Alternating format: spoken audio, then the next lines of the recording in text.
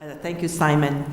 I'm going to use my 2 or 3 minutes just to present one idea. And the phrase that I'm going to use, if you forget anything else, is this phrase: cheaper than free. The use of fee for services. Clearly, this relates to alternative sources of capital, particularly private capital. And so this is the idea that, first of all, the caveat is that we still need grant capital, particularly for the highest risk projects, the highest risk populations.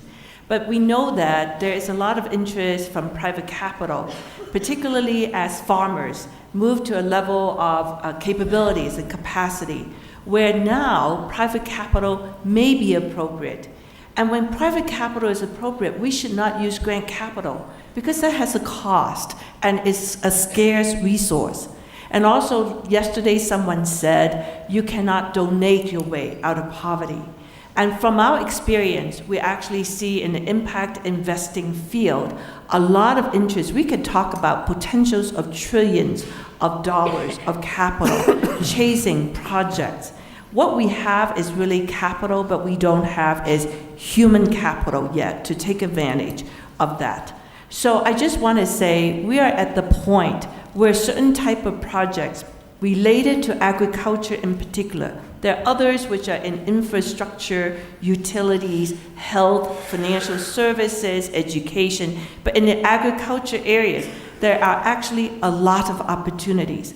But what we don't have really is the last mile. The transaction costs so far for private companies are very hard, very, very high. But what we get to deliver is that some of the work we have done with really farmers which are almost destitute, where farming communities are devastated, where the land is completely eroded.